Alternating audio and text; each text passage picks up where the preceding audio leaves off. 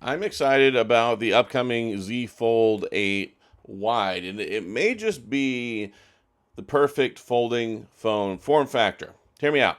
So, as I've been using the Razr Fold for the last couple of weeks, and I love this phone. Motorola did pretty much everything right with this phone, especially for a first generation phone, but it's just like every other foldable that's out there. It doesn't have as wide of a front screen, it's very tall, and then whenever you open it up, it has this square, boxy aspect ratio, which, if you're used to using a phone or if you're used to using a tablet, what's missing is the actual form factor itself. And we almost had it whenever it came to the original Pixel Fold, because it had that passport style design where it was shorter and it was wider, and then when you open it up on the inside, it was that 4:3 aspect ratio. It was more rectangular, almost like a tablet in your hand that goes in your pocket, as opposed to this. And I don't know how we settled on this being the gold standard for form factor whenever it comes to foldables, because if you take a look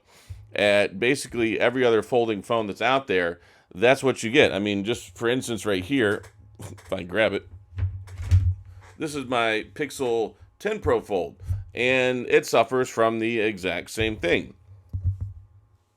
It's a square. And folding phones are cool. Basically, the whole idea of having a giant folding phone like this is you have a normal phone on the front, which they're still not the exact same size as a normal phone whenever you come to the front. Because, like, so instance, here's my Pixel 10 Pro XL, and then we have the Motorola Razr Fold. And you can see it's still skinnier. It's still not the entire full-size front screen experience that you would get with the phone. So what we're going to get with the Z Fold 8 Wide is it's going to be a little bit shorter, but it's going to be a little bit wider, which is going to make an even better front screen experience for doing everything that you do on the phone. And then whenever you open it up, it's going to be even more enjoyable, because whenever you're watching videos, whenever you're playing games, they don't fit the aspect ratio on this whole square screen idea just right. And also, got to give some credit to Apple, because with the upcoming iPhone folding phone that's coming out, very similar. So probably it's Apple that forced Samsung's hand to make something like this, because just like last year, when we had the S25 Edge, it came out a couple of months before the iPhone Air, which of course apparently were both failures. The S25 Edge being more of a failure than the iPhone Air, but I actually like both of them. I love both of them.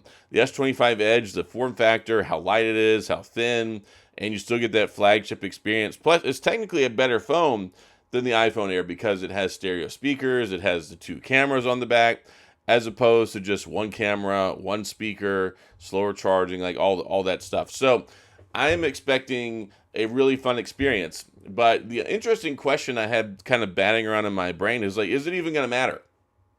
I'm curious how successful that it's going to be, because two reasons. One, do we need another Samsung folding phone? Because we're still going to get the Fold 8.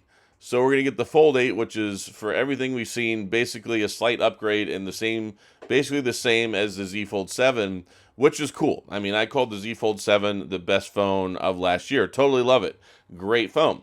But whenever you release two folding phones, you're splitting your audience and you're giving them two different options to choose from, which means instead of having one that might sell 3, 4, 5 million, you might have one that sells 1 million. The other one might sell 1.5 million. I don't know. Like, I don't know what the sales numbers are going to be. So when you split it up and have two options like that, I'm curious to see which one will be more successful. And this will be telling, because it'll finally give us an opportunity to look at the market and see which form factor people actually prefer. So that's something that's interesting. But two, it's going to be right before the iPhone Fold comes out. So we're expecting the Samsung Unpacked event probably the end of July. And then we have August, which will be right after that. And then September is iPhone month. And usually they get announced like the first week of September. They get launched around like the second, third week of September. Maybe it might be later. Lately, whenever it comes to the iPhones, like, you never know. It might launch and they'll be like, okay, the iPhone's, like, let's say the iPhone 18 and the 18 Pro come out after 2 weeks, and then let's say the Fold and the Pro Max come out like 3 weeks later. I don't know. But it'll be interesting. I've already seen people talking about it because there's a lot of hype behind the iPhone Fold. There's not so much hype behind the Z Fold 8 wide. There is a lot of hype behind the iPhone Fold. Why? Because they've sold 1 billion phones, right? They've sold a crap ton of phones, and they are the largest selling phone manufacturer in the US and pretty close in the world. So whenever you have all that fan base already, and then there's been pent up demand for a folding phone, it'll be really interesting to see how well the iPhone Fold is received. But at the same time, basically they're inventing the folding phone, and there's a lot of sarcasm in that statement because we know we're on the 8th generation of Samsung Folds, right? So Samsung's been doing it for a while. Pixel, they're fixing to have their 4th folding phone. We've got Oppo, we've got Vivo, we've got Huawei, we've got Xiaomi. There have been a lot of folding phones over the last 7-8 years, and then now we have Interstage, right? The iPhone Fold, and it'll be the first one that's rocking iOS. So I expect it to sell pretty well. I think it's probably be more expensive.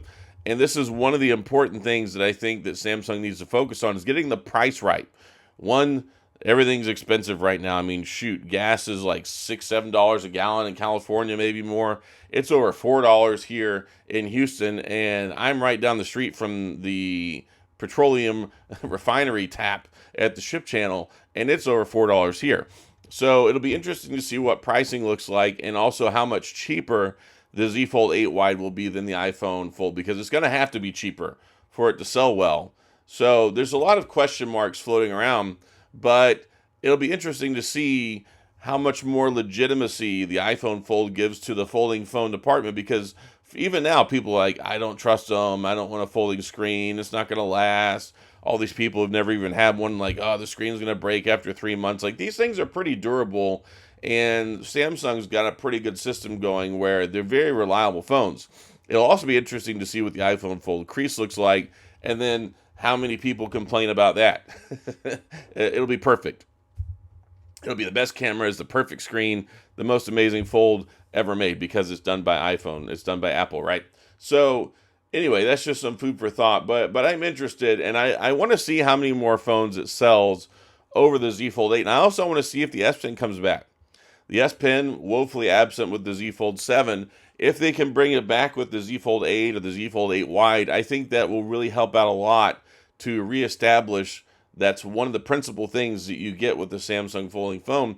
But also, I'm pretty certain we won't see that with the iPhone Fold, which will make it another even better alternative from the iPhone Fold. So I think this will be the closest, truest competition that we have in the folding phone sector, period. Because when you take a look at Google, maybe they sold 1 million of their phones. Like, Google doesn't sell that many phones. Motorola, as much as I love the Razr Fold, it's not going to sell nearly as much as the Z Fold 8 or the Z Fold 7 did. So we finally have a true Apple versus Samsung folding phone war with a very similar phone, and we'll see what we get in the wash. But I'm excited for the folding phone market, and I'm also excited because I'm finally going to get the folding phone that I wanted, which was the Pixel Fold, but with real specs. Because if you remember, the Pixel Fold came out with a almost year-old Tensor 2 and like the Pixel 7a cameras in a $1,800 phone, right? So I had a lot of problems with that from the get-go. So it'll be interesting to see what we get. Let me know what you think in the comments. Is this something that you're excited about? I'm excited about the competition. I'm excited that we're finally getting an iPhone Fold, which I will cover as well, because I do cover the folding phone. So I've had some people who have asked, am I going to get one? Yes, certainly I will get one, and I will cover it.